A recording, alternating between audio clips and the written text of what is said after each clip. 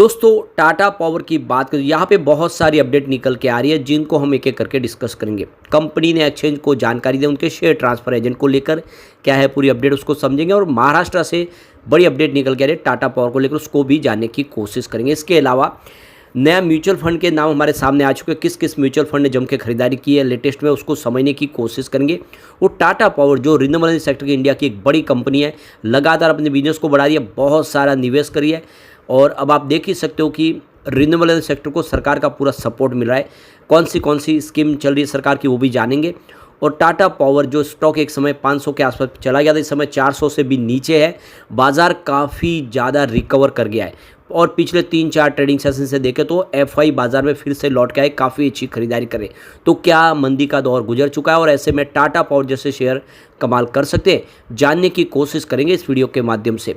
लेकिन फ्रेंड्स, उससे पहले अगर आप पहली बार हमारे चैनल पे आए तो चैनल को सब्सक्राइब कर दीजिए, एक बेल आइकॉन दबा दीजिए, ताकि जब भी नया वीडियो बने पहला नोटिफिकेशन आपको मिले। वीडियो पसंद आए तो लाइक से जरूर कीजिए।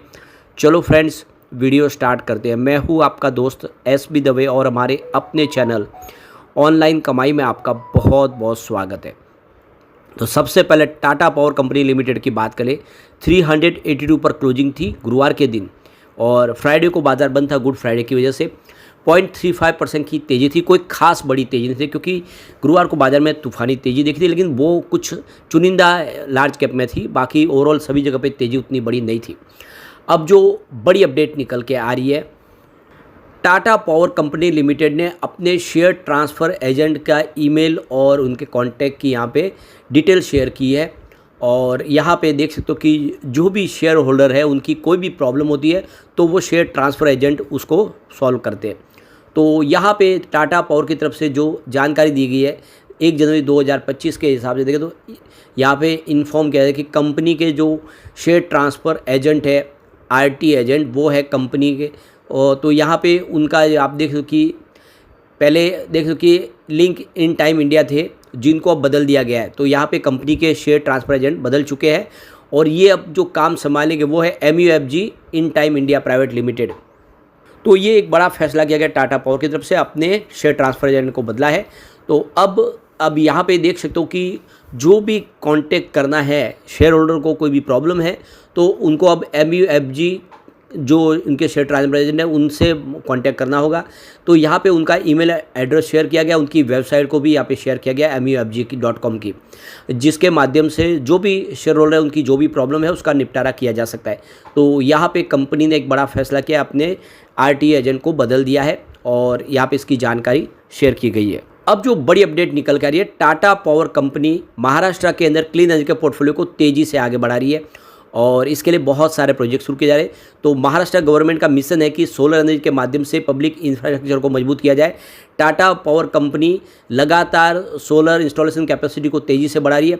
करीब 230 क्रिटिकल साइट्स पर इन्होंने सोलर कैपेसिटी को इंस्टॉल कर लिया है। तो आप देख सकते हो कि करीब 107 मेगावाट के रिन्यूएबल एनर्जी के प्रोजेक्ट कंप्लीट किए टाटा पावर ने, जिसमें आप देखें तो करीब 100 हॉस्पिटल्स जिसमें 3.6 मेगावाट की कैपेसिटी इंस्टॉल की गई है, और 64 स्कूल जहाँ पे 2 मेगावाट की सोलर एनर्जी कैपेसिटी इंस्टॉल की गई है, और 72 अदर जो पब्लिक और इंस्टीट्यूशनल बिल्डिंग है जहाँ पे 100 मेगावाट की सोलर एनर्जी की कैपेसिटी इंस्टॉल की गई है। तो टाटा पावर तेज़ी से महाराष्ट्र में अपनी क्लीन एनर्जी के पोर्टफोलियो को बढ़ा रहे। तो यहाँ पे दोनों के मतलब जिसमें आप देखें तो राज्य भी महाराष्ट्र का और टाटा पावर दोनों की मेहनत का नतीजा कि 1.3 लाख टन CO2 जो है एनुअली कम हुआ है, जो पोल्यूशन है उसको कम किया जा सकता है, और 20 लाख जो पेड़ है उनके बराबर यहाँ पे देख सकते हो कि बिजली जो है क्लीन बिजली का निर्माण हो पा रहा है। तो ये टाटा पावर का एक लॉन्ग टर्म विजन है, जो आने वाले समय तेज़ी से अपने बिजनेस को शिफ्ट कर रहे हैं रिन्यूएबल एनर्जी की तरफ। तो करीब 1.5 lakh solar system install national wide कर चुके हैं टाटा पावर, और यहाँ पे इंडिया की top solar rooftop installation company बन चुकी है। लगातार सोलर रूफटॉप लगाए जा रहे हैं, और इसकी जो इस समय कैपेसिटी है वो 3 गीगावाट के आसपास है टाटा पावर की। और देख सकते हो कि लगातार आप देखें तो करीब 700 से ज़्यादा सिटीज़ में कंपनी की प्रेजेंस है, और 80% आप देखें तो इलेक्ट्रिसिटी बिल सेव करने में मदद कर रही है, और यहाँ पे 25 साल की वारंटीज भी प्रोवाइड करती है कंपनी। तो सोलर पैनल्स के ऊपर अगर आप चाहे तो अपने घर के ऊपर लगा सकते हैं। टाटा पावर इसके लिए आपको हर तरह की फैसिलिटी प्रोवाइड करेगी। 575 पार्टनर के माध्यम से 300 प्लस सिटीज़ में कंपनी काम कर रही है।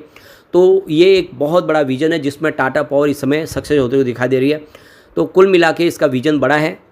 टाटा पावर की बात तो रिन्यूएबल सेक्टर में तेज़ी से अपने कारोबार को बढ़ाते हुए करीब 15.6 गीगावाट का इस समय इंस्टॉल कैपेसिटी प्राप्त कर चुका है अलग अलग पोर्टफोलियो के माध्यम से, जिसमें कंपनी का बिजनेस अगर देखें तो पावर जनरेशन, ट्रांसमिशन, डिस्ट्रीब्यूशन और सोलर मैन्युफैक्चरिंग का बिजनेस है। कंपनी लीडर है अपने क्षेत्र में और टाटा पावर की जनरेट कैपेसिटी 6.7 गीगावाट की क्लीन एनर्जी की है, जिसमें 43% टोटल कैपेसिटी उनकी जो है वो क्लीन एनर्जी के माध्यम से। कंपनी का भी इसमें 2045 तक कमिटमेंट है कि वो पूरी तरह से क्लीन एनर्जी के पोर्टफोलियो को अपनाएंगे। तो कुल मिला के काफ़ी बड़ा विजन है और इसमें हम कह सकते हैं टाटा पावर आने वाले समय में कमाल कर सकता है। अब यहाँ पे मार्च महीने के शेयर होल्डिंग पैटर्न तो अभी हमारे पास नहीं आया, लेकिन म्यूचुअल फंड होल्डिंग हमारे सामने जरूर आ चुकी है जो काफ़ी उत्साहवर्धक है। यहाँ पे मार्च महीने में म्यूचुअल फंड ने जम के खरीदारी की है, तो 70 म्यूचुअल फंड ने फ्रेश इन्वेस्टमेंट किया है टाटा पावर के अंदर। तो काफ़ी बड़ा निवेश हुआ है, म्यूचुअल फंड ने इसमें इस मौके का फ़ायदा उठाया है। वैसे 49 म्यूचुअल फंड ऐसे भी है जिन्होंने अपनी बिकवाली की है तो यहाँ से एग्जिट लिया है, लेकिन उसके बावजूद भी जो पलड़ा भारी है वो खरीदारों का है, म्यूचुअल फंड खरीदारी कर रहे हैं। तो यहाँ पे 37,16,867 स्टॉक है, उसके यहाँ पे अदला बदली होती हुई दिखाई देगी। अब वो कौन से म्यूचुअल फंड है जिन्होंने फ्रेश इन्वेस्टमेंट किया है, तो अगर आप देखें तो सबसे ऊपर यहाँ पे Nippon India large cap direct ने 844.65 करोड़ का इन्वेस्टमेंट किया है, उनकी होल्डिंग में कोई बदलाव नहीं हुआ है। इसके अलावा Nippon India multi cap direct ने 738.26 करोड़ का निवेश किया है, उनकी होल्डिंग में भी कोई बदलाव नहीं हुआ है, उनका निवेश बना हुआ है। इसके अलावा Mirae asset large and mid cap direct की 685.79 करोड़ का इन्वेस्टमेंट है, उनकी होल्डिंग में भी कोई बदलाव नहीं है। इसके बाद में Quant ELSS tax saver direct ने 505.59 करोड़ का इन्वेस्टमेंट किया है, उनकी होल्डिंग में 7.72% का मंथ ऑन बेसिस पे आपको वृद्धि होती हुई दिखाई देगी। कैनरा रेबेको इमर्जिंग इक्विटीज डायरेक्ट ने 371.51 करोड़ का इन्वेस्टमेंट किया है, होल्डिंग में कोई बदलाव नहीं हुआ है। इसके अलावा Mirae asset ELSS tax saver direct ने 358.88 करोड़ का इन्वेस्टमेंट किया है, उनकी होल्डिंग में भी कोई बदलाव नहीं हुआ है। इसके बाद में अगर आप देखें तो आईसीआईसीआई प्रू अपॉर्चुनिटीज़ की बात करें तो यहाँ पे 346.69 करोड़ का इन्वेस्टमेंट किया है, 5.12% holding month on month basis पे बढ़ चुकी है। इसके अलावा Franklin India flexi cap direct ने 320.67 करोड़ का इन्वेस्टमेंट किया है, 24.85% की होल्डिंग उनकी मंथ ऑन मंथ बेसिस पे यहाँ पे बढ़ी है।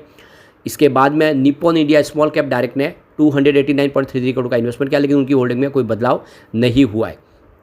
इसके बाद में मेरे एसेट मिड कैप डायरेक्ट ने 283.73 करोड़ का इन्वेस्टमेंट किया, उनकी होल्डिंग में भी बदलाव नहीं हुआ। अब यहाँ पे एक गौर करने वाली बात है कि किसी भी म्यूचुअल फंड की होल्डिंग ट्रिम नहीं हुई है, होल्डिंग बड़ी है या फिर किसी ने उसको अनचेंज रखा है, तो ये बहुत बड़ी बात है। और आने वाले समय अगर आप देखें तो इस सेक्टर में बहुत सारी संभावना पॉजिटिव दिख रही है। तो यहाँ पे फाइनेंस से 2024-25 के लिए जो इंडिया की जो इलेक्ट्रिसिटी जनरेशन कैपेसिटी है 1821 बिलियन यूनिट तक पहुँच चुके हैं, जिसमें आप देखें तो पिछले साल के मुकाबले 5% की वृद्धि देखने को मिल रही है। ओवरऑल अगर आप देखें तो जो यहाँ पे जो पावर जनरेशन कैपेसिटी में उसमें 2.84% का थर्मल पावर प्लांट की कैपेसिटी वृद्धि हुई है, न्यूक्लियर में 18.4%, लार्ज हाइड्रो में 10.8% और रिन्यूएबल एनर्जी की 11.4% की वृद्धि हुई है। कोल स्टॉक भी देखें थर्मल पावर प्लांट के लिए इस समय फाइनेंस 2025-26 के लिए तो 15% की वृद्धि दिखा रहा है, जो 58.1 मिलियन टन तक पहुँच चुका है। यानी कोल शॉर्टेज की भी कोई प्रॉब्लम नहीं है, काफ़ी प्रचुर मात्रा में कोल है। अब यहाँ पे इंडिया की जो रिन्यूएबल कैपेसिटी 2025-24 के लिए अगर आप देखें तो 25 गीगावाट की इंस्टॉल कैपेसिटी प्राप्त की है, और गवर्नमेंट की तरफ से 2030 तक के लिए 500 गीगावाट की कैपेसिटी का लक्ष्य रखा गया है। तो कुल मिला के आने वाले समय इस लक्ष्य को पूरा किया जा सकता है। सरकार की तरफ से बहुत सारी स्कीमें लाई जा रही है। सरकार यहाँ पे करीब 9.15 लाख करोड़ रुपये का ब्लूप्रिंट तैयार कर चुकी है पावर सेक्टर के लिए, जो 458 गीगावाट की कैपेसिटी 2032 तक पाई जा सकती है। तो काफ़ी बड़ा निवेश सरकार करेगी और इन्वेस्टमेंट के लिए तैयार है सरकार। तो मिनिस्ट्री ऑफ कोल की तरफ से भी देखें तो फाइनेंस 2025 के लिए 874 मिलियन टन जो कोल की रिक्वायरमेंट है उसको पूरा करेगी पावर सेक्टर के लिए।